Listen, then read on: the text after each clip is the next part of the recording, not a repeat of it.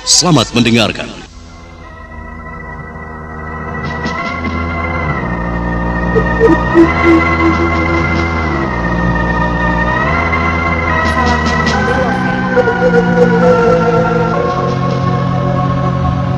Prajurit malang itu menarik nafas. Dia memandang Ningrum. Wajahnya memucat. Dengan bibir gemetar, akhirnya dia menceritakan kejadiannya. Ningrum tersenyum mendengar cerita dari prajurit itu.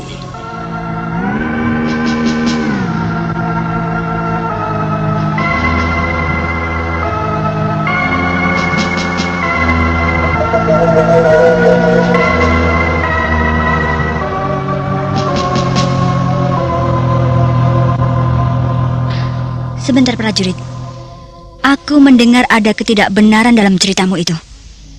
Kau sepertinya sengaja mengubah sedikit bagian dari ceritamu, dan kurasa itu adalah hal yang terpenting. Ulangi lagi atau aku sama sekali tidak mendengar ucapanmu. Lalu kau kubawa ke hadapan guruku atau pada perwiramu. Mohon ampun Den Ayu Ningrum. Maafkan hamba. Hamba kira semuanya hamba ceritakan dengan benar. Semua benar. Tapi ada sedikit yang menyimpang dari kebenarannya. Sebaiknya kau ulangi saja. Dengar prajurit, aku paling tidak suka dengan orang yang suka berbohong. Dan aku paling suka menyiksa orang yang telah membohongiku. Sekarang lebih baik berkata jujur saja. Bagaimana dia bisa tahu kalau aku telah berbohong? Apakah dia telah bertemu dengan kedua emban itu? Atau apakah Gusti Ratu yang telah menceritakan semuanya itu lalu menyuruh dia kemari untuk mencari kebenarannya? Aku telah terlanjur berbohong. Kalau aku ceritakan, aku akan malu. Tapi kalau tidak aku ceritakan, aku yakin dia akan menghukumku. Prajurit, kenapa kau diam? Ceritakanlah. Aku sudah tahu siapa sebenarnya dirimu dan sifat-sifatmu. Banyak orang berbisik-bisik tentang seorang prajurit yang suka mengisengi para emban, suka memperdaya mereka. Sudah lama aku mencarimu, tapi baru sekarang aku bisa menemukanmu. Ayo, sekarang ceritakanlah. Jangan sampai kau merasakan tindakanku. Baiklah Den Ayu Ningrum. Beberapa hari yang lalu, kedua emban itu ketakutan saat hamba mengatakan bahwa mereka dipanggil oleh Gusti Ratu dan tua perwira Ramawisesa. Hamba tanyai, ternyata memang mereka ada membuat masalah sedikit, yaitu membicarakan tentang diri Tiah Ayu Pengukir. Lalu hamba mendapat kesempatan untuk memperdayai mereka. Ya, tapi rupanya mereka melaporkan semuanya pada Gusti Ratu. Nah, itu kan yang lebih baik. Lalu sekarang kenapa kau berada di sini? Den Ayu Ningrum, hamba menyesali semuanya. Karena menurut mereka, hamba harus mengerjakan semua ini sebagai permintaan maaf. Kalau tidak, hamba harus menghadapi Gusti Ratu. Dan kau mempercayainya? Benar demikian Den Ayu Ningrum. Hamba tidak berani membantah semuanya, karena mereka memegang cap kerajaan, cap tanda bahwa mereka memang disuruh dan dipercaya untuk menghukum hamba. Ternyata kau juga bisa diperdaya oleh mereka, prajurit. Tak kusangka kau kena batunya. Tapi sudahlah, sekarang kerjakan semuanya. Kerjakan pekerjaanmu dengan baik. Mereka memperdayai hamba Den Ayu Ningrum? Iya, kau memang telah dibalas oleh mereka. Tapi kenapa? Kau tidak terima? Kau marah pada mereka? Sekarang rasakanlah bagaimana enaknya diperdaya orang lain. Prajurit, ingat dan dengar apa yang kukatakan ini. Kalau sampai kau membalas perbuatan mereka, maka semuanya menjadi urusanku. Aku sudah tahu biang keladinya. Kau sekarang sudah berada di dalam tanganku. Kau tidak bisa berbuat apa-apa lagi. Dan kalau aku mendengar ada lagi emban yang mengeluh karena telah diperdaya, maka kaulah yang akan kucari. Aku tidak tahu orang lain. Kau mengerti? Kau akan berhadapan denganku sebagai pembela mereka. Kau tahu tidak akan ada yang menghukumku di sini. Ya, baik Den Ayu Ningrum. Sekarang aku akan menambah hukumanmu. Setelah kau menyelesaikan pekerjaan ini, kau harus kembali ke pos penjagaanmu. Dan kau tidak boleh berhenti jaga. Kau boleh istirahat besok pagi, mengerti? Baik Den Ayu. Ingat itu. Kurasa kau tidak boleh melupakannya.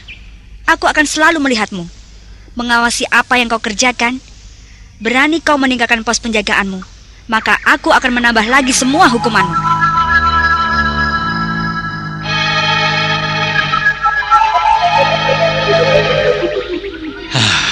Kurang ajar. Mereka benar-benar memperdayaiku. Mereka mempermainkan aku. Tetapi sekarang aku tidak bisa membalas mereka. Aku telah diawasi. Dan Ayu Ningrum, aku tidak boleh main-main dengannya. Baiklah, sebaiknya aku kerjakan ini. Kurang ajar. Aku dihukum lagi dengan berjaga 1 hari 1 malam. Aku benar-benar dibuat tidak berdaya hari ini.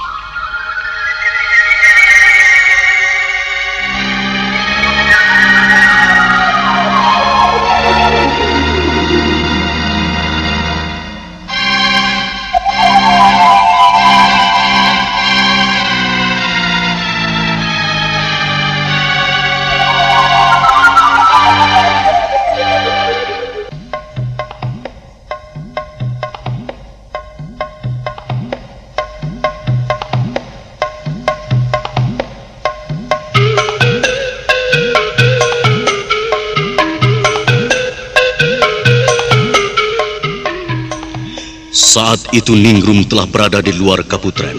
Dia langsung menemui Pangkayu dan kedua emban Kaputren yang sedang menunggunya.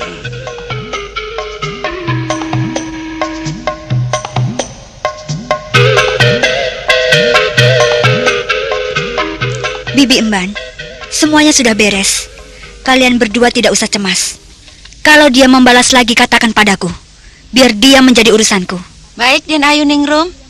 Dan Paman Panggayu, aku telah memberi hukuman pada prajurit itu untuk berjaga sampai besok pagi. Jadi aku harap Paman membantuku mengawasinya. Kalau dia meninggalkan pos penjagaan, tolong beritahu aku, Paman. Iya, baiklah Den Ayu Ningrum. Hamba akan lakukan semuanya. Kalian jangan takut dan cemas untuk melaporkan semua perbuatan prajurit yang salah dan bertingkah itu. Kerajaan akan melindungimu. Nah, kalian kembalilah bekerja. Aku akan menghadap pada Gusti Ratu.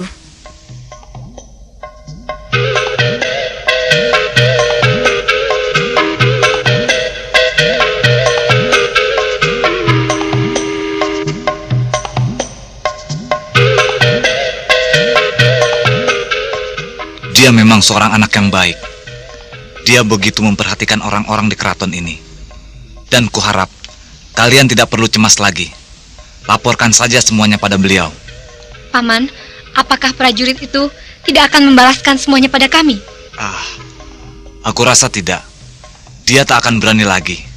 Tapi kalau memang dia mencoba membalasnya pada kalian atau mencobanya memperdaya kalian, katakanlah pada Den Ayu Ningrum. Iya, Paman. Kami akan melaporkan semuanya. Sekarang kami mau bekerja dulu, Paman. Silakan. Aku juga mau kembali ke pos penjagaan. Paman jaga sendirian? Iya, aku jaga sendiri saja. Kurasa sebentar lagi prajurit itu akan menyelesaikan semua tugasnya dan kembali ke pos penjagaan. Iya, Paman. Mungkin sebentar lagi dia selesai. Tidak terlalu banyak pekerjaannya. Memang seharusnya pekerjaan itu dikerjakan oleh 3 orang. Tapi hari ini dikerjakan sendiri olehnya. Maaf, Paman. Kami telah mengganggu pekerjaan Paman. Tidak mengapa. Aku tahu kalian melakukan semuanya itu karena kalian menghukumnya. Aku suka dengan tindakan kalian. Nah, kita kerja sekarang.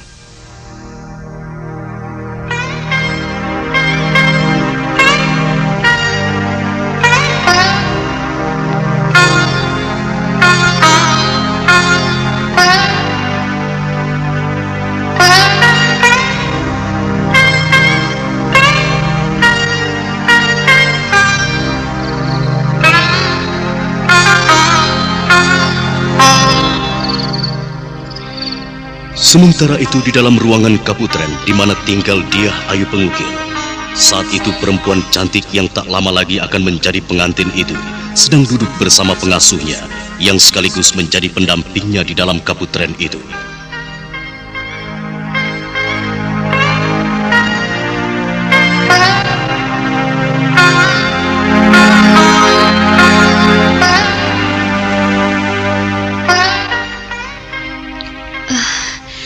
Nyai, kau pernah mengalami saat-saat seperti sekarang ini? dipingit dalam sebuah ruangan dan tidak boleh ketemu dengan calon pengantin laki-laki sampai saatnya tiba. Semua orang hidup akan mengalami hari-hari seperti ini, Nak Mas.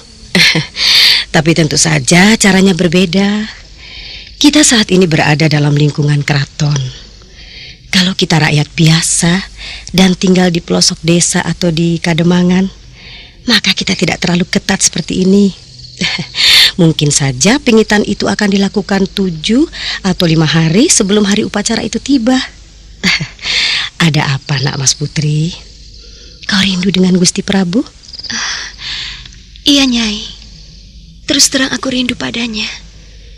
Biasanya kami saling jumpa dan saling sapa, saling membagi suka dan duka, bercerita dan bersenda gurau. Tapi sudah beberapa pekan terakhir ini kami tidak saling sapa, tidak saling pandang. Iya, Nak Mas Putri. Hamba mengerti dengan kerinduan yang bergelora di hati Nak Mas. Ya, tapi itulah yang membuat malam pengantinmu kelak menjadi indah. Di mana di malam itu semuanya tercurah, baik kerinduan maupun kasih sayang dan cintamu. Begitukah, Nyai? Selama ini aku sering mendengar bahwa malam pertama adalah malam yang paling indah, malam yang paling mengesankan. Apakah sebenarnya yang ada di malam itu, Nyai?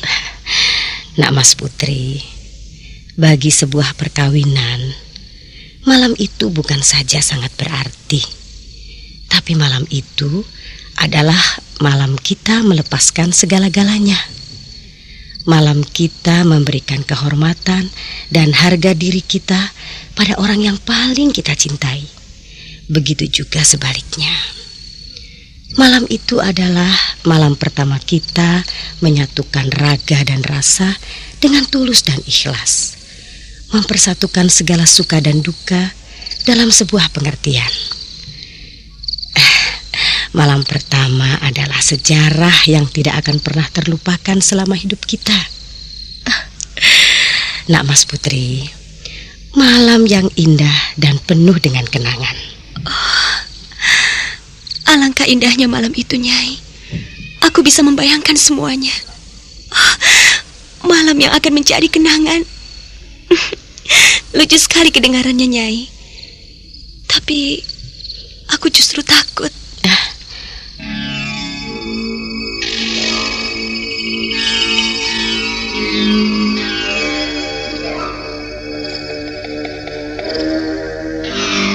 Apa yang mesti Nak Mas Putri takutkan?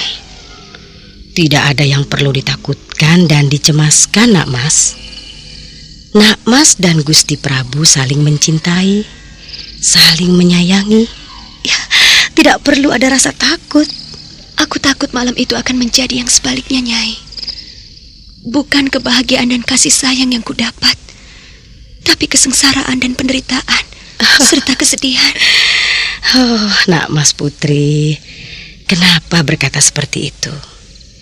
Ingatlah, Nak Mas, orang-orang yang ketakutan dan penuh dengan kecemasan serta mempunyai bayangan tentang kesengsaraan dan penderitaan adalah orang-orang yang kawin bukan dasar sayang dan cinta, ya, tapi berdasarkan paksaan, atau orang-orang yang telah kehilangan kehormatan dan harga dirinya.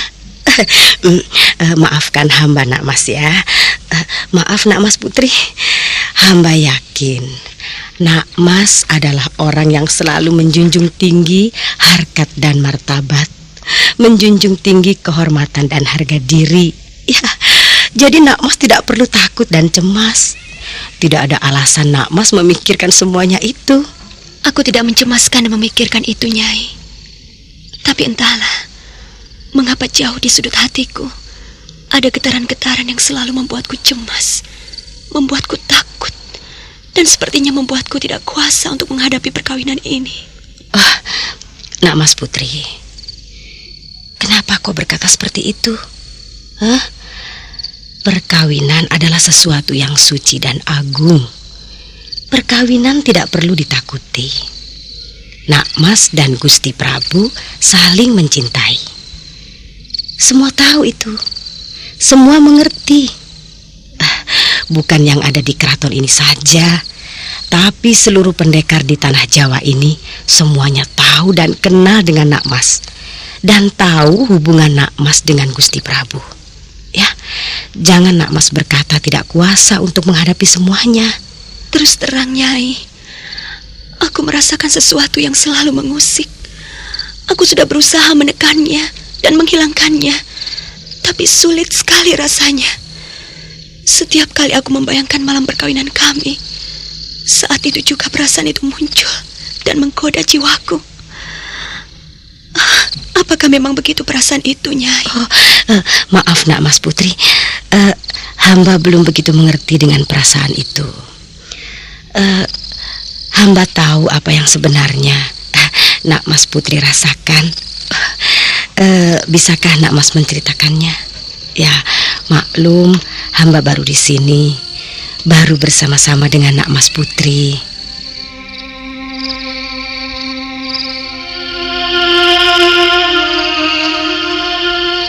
Dia Ayu Pengukir menarik nafas.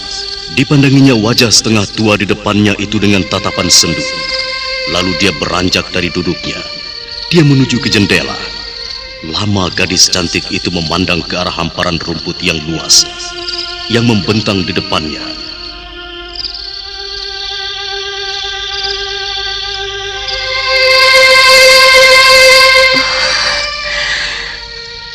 Banyak yang tidak kita mengerti dalam kehidupan ini. Banyak yang tidak kita pahami dalam mengarungi hari-hari yang telah lalu. Semuanya seperti baru hari ini saja. Padahal berlaksa hari yang kita jelajahi, mengukir semua kenangan diri kita.